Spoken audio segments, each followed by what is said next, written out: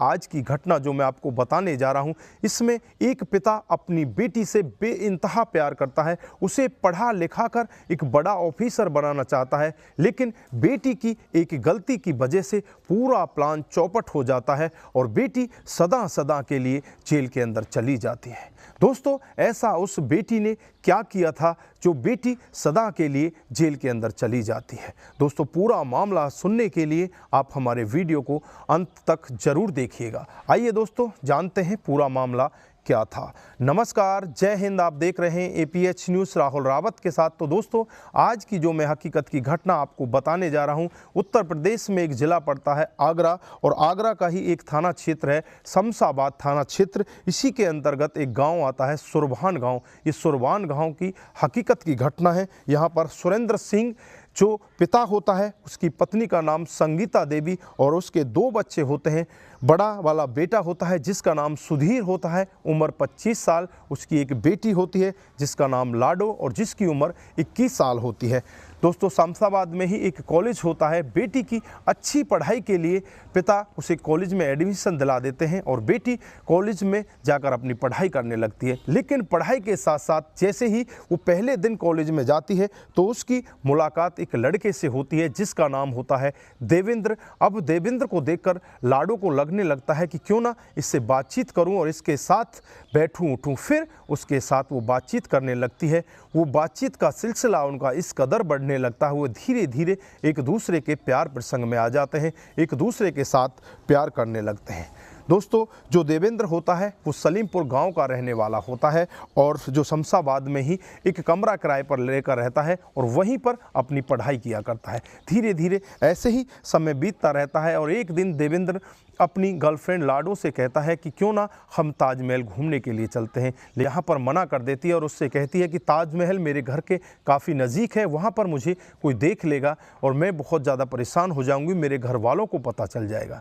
लेकिन जो देवेंद्र उससे जिद करता है तो लाडो भी मान जाती है और वो आगरा के लिए चल देते हैं। और ताजमहल जैसे ही देखते हैं तो ताजमहल के सामने खड़े होकर वो एक दूसरे के हाथों में हाथ डालकर एक निर्णय लेते हैं, एक तरह की आपस में बातचीत करते हैं और कहते हैं कि अब हम जीवन भर एक दूसरे से अलग नहीं होंगे, एक दूसरे के साथ ही जिएंगे, एक दूसरे के साथ ही मरेंगे, एक दूसरे के साथ ही शादी करेंगे। वहाँ से ये बात कहकर वापस आ रहे होते हैं तो रास्ते में जो लाडो होती है उसके गांव का एक व्यक्ति लाडो को उस लड़के के साथ देख लेता है और फिर लाडो के घर पहुँच जाता है। लाडो के पिता सुरेंद्र सिंह से ये सारा मामला जाकर बताता और कहता है कि तुम्हें अपनी बेटी पर गौर रखने की ज़रूरत है, तुम्हारी बेटी किसी दूसरे लड़के के साथ घूम रही है।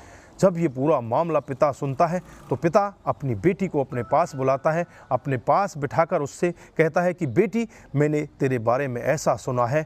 तो बेटी भी कह देती है कि हाँ पिताजी, वो मेरे कॉलेज के दोस्त हैं, मैं उनके साथ में ऐसे ही बातचीत कर रही थी, अगर आपको अच्छा नहीं लगता तो मैं उसके साथ में बातचीत नहीं करूँगी। अब पिता जब अपनी बेटी की इतनी विश्वास भरी बातें सुनता है तो पिता को भी लगता है कि शायद उसका कोई फ्रेंड होगा, उसके साथ में वो बातचीत कर रही होगी और इस व्यक्ति ने ऐसा करते हुए उन्हें देख लिया होगा। उसके बाद पिता भी चुपचाप रहता है और बेटी अपना कॉलेज जाना स्टार्ट कर देती है। उससे पहले बेटी अपने बॉयफ्रेंड को फ़ोन करके बताती है, फिर वो चुपचाप बाहर ना निकल कर वहीं कॉलेज के अंदर या अपने रूम पर जाकर मिला करते हैं। धीरे धीरे समय ऐसे ही बीतता रहता है। एक दिन का वाक़या होता है जब देवेंद्र उस लाडो को अपनी बाइक पर बिठा कर ले जा रहा होता है तो रास्ते में जो लड़की का भाई होता है सुधीर, वो उन दोनों को देख लेता है। देखते ही बाइक को रोक लिया जाता है। रोकने के बाद जो भाई होता है वो उस लड़के को बहुत बुरा भला कहता है और आज के बाद अगर तूने मेरी बहन के साथ घूमने फिरने की कोशिश की तो मेरे से बुरा कोई नहीं होगा, तुझे मैं जान से मार दूंगा। इधर जो देवेंद्र होता है वो डरा होता है, लेकिन डरते हुए भी वो एक बात कहता है कि भाई, मैं तेरी बहन से बहुत ज़्यादा प्यार करता हूँ, मैं तेरी बहन के साथ में शादी करना चाहता हूँ। तो सुधीर होता है बहुत ही ज़्यादा लाल पीला हो जाता है और देवेंद्र से कहने लगता है कि आज तो तुझे माफ़ कर दिया जाता है,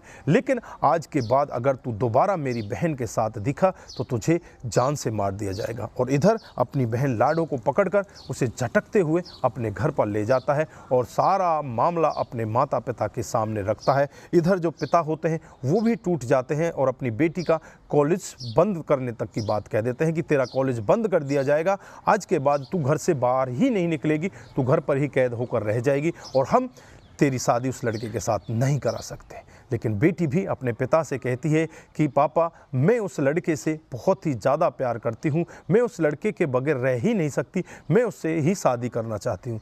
लेकिन पिता उसे धमकाकर अपने घर में बंद कर देता है और उसकी शादी के लिए लड़के की तलाशी करने लगता है। लड़का की तलाशी कर पाएँ उससे पहले 5 मार्च 2017 को गाँव के ही केला देवी मंदिर में एक मेले का आयोजन होता है। उस मेले में बेटी भी जाने की तैयारी करती है। बेटी अपने पिता से कहती है कि पापा मैं मंदिर में मेला देखने के लिए जा रही हूँ, लेकिन पिता उसे मना कर देते हैं। फिर वो कहती है कि हमारे पड़ोस में ही रहने वाले मनोज अंकल की बेटी जिसका नाम पिंकी है वो भी हमारे साथ जा रही है, हम दोनों जाएंगे और जल्द ही घूमकर वापस आ जाएंगे। फिर पिता भी राजी हो जाता है और 5 मार्च 2017 को वो दोनों घर से निकल जाती हैं। लेकिन घर से निकलने के बाद शाम हो जाती है, शाम तक वो लड़की वापस नहीं आती।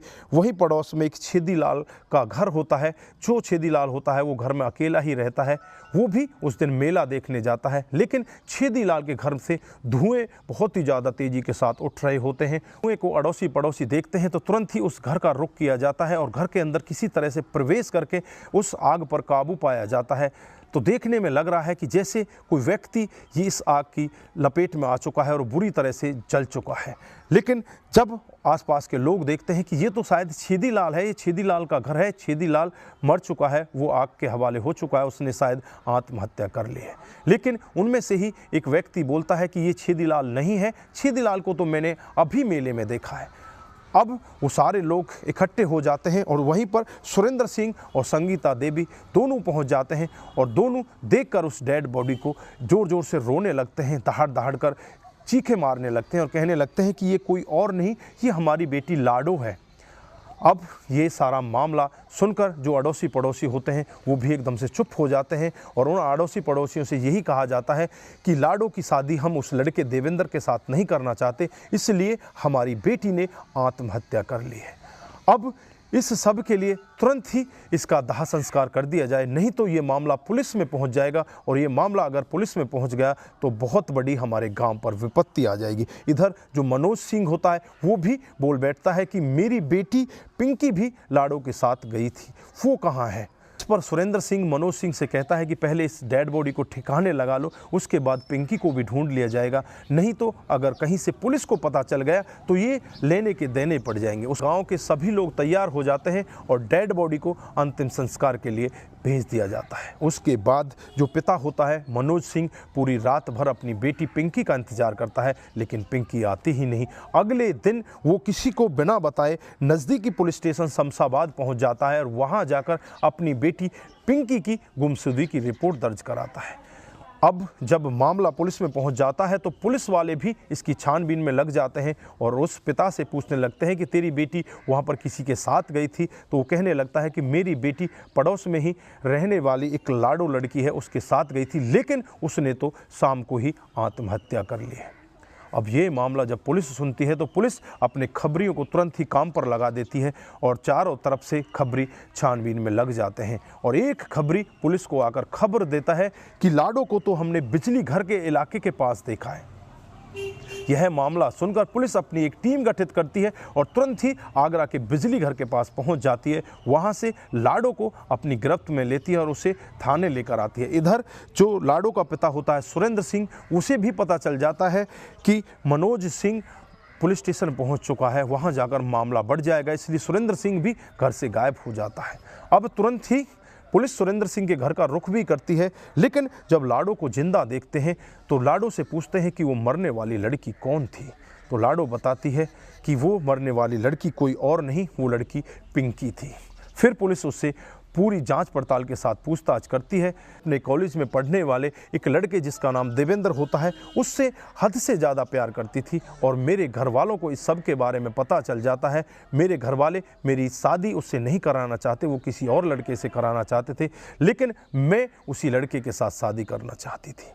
उस पर हमने प्लान बनाया और 5 मार्च 2017 को जो मेला लगता है केला देवी का, उसमें पिंकी को अपने साथ लेकर जाती हूं और पूरे दिन मेले में घूमती हूं और मेले में घूमने के बाद शाम को करीब 6 बजे के करीब हम अपने घर के लिए वापस आ जाते हैं और मैं पिंकी को अपने साथ लेकर आती हूँ। अपने छेदी लाल जी उनके घर पर लेकर जाती हूँ और वहाँ जाकर जैसे ही हम पहुँचते हैं तो तुरंत ही मेरा जो बॉयफ्रेंड होता है देवेंद्र वो वहाँ पर पहुँच जाता है। अब देवेंद्र को पिंकी देखती है तो पिंकी एकदम से लाल पीली हो जाती है और पिंकी कहने लगती है कि इस सब के बारे में मैं तेरे घर वालों को बता दूंगी, तू क्या करने वाली है, तू इसको क्यों यहाँ पर बुलाकर लेकर आई है। इस पर लाडो वहीं पर पड़े हुए एक पत्थर को उठाती है और पत्थर को उठाकर पिंकी के सर में दे मारती है। पिंकी वहीं पर गिरने लगती है, उसकी बेहोशी की हालत हो जाती है और उसी के दुपट्टे से उसके गले को दबा कर रखते, तब तक दबा कर रखा जाता है जब तक कि उसके प्राण नहीं निकल जाते। पिंकी को वहीं पर मौत के घाट उतार दिया जाता है और वहीं पर मिट्टी का तेल लिया जाता है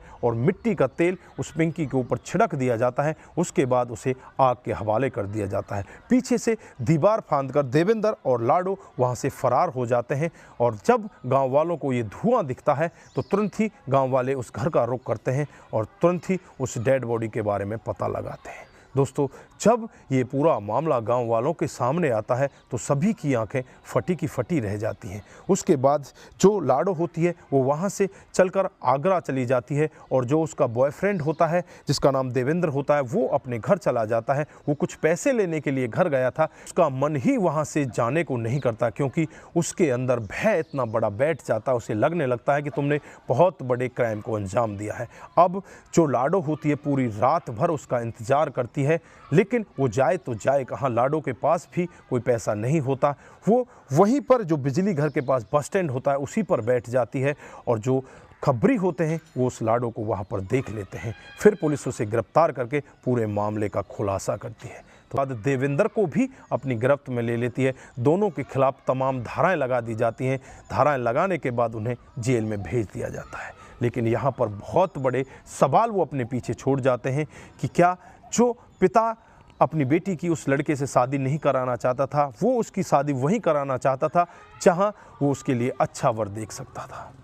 तो दोस्तों, क्या पिता ने वो गलत किया था या बेटी जो इतने बड़े क्राइम को अंजाम दे डालती है अपने आप को मरा दिखाने के लिए एक दूसरी लड़की की जान ले लेती है, एक षड्यंत्र के तहत दूसरी लड़की को सदा सदा के लिए इस दुनिया से विदा कर देती है। तो दोस्तों, ऐसे क्राइम हमारे देश में, हमारे समाज में अक्सर होते जा रहे हैं और ये सारे ही क्राइम अवैध संबंधों की वजह से होते हैं। दोस्तों, अपने आप को बचाने की बहुत ज़्यादा ज़रूरत है। अपने आप को ऐसे अवैध संबंधों से दूर रखने की ज़रूरत है, नहीं तो ये क्राइम और भी आगे बढ़ते रहेंगे। दोस्तों, आपके पास अगर कोई सटीक सुझाव है तो ज़रूर हमारे कमेंट बॉक्स में दीजिए। दोस्तों, आज के लिए बस इतना ही। फिर मिलते हैं किसी नए मोड़ के साथ। तब तक के लिए आप अपना ख्याल रखें, अपने परिवार का ख्याल रखें, सतर्क रहें, सावधान रहें और ऐसे क्राइम को अपने आसपास ना होने दें। नमस्कार, जय हिंद।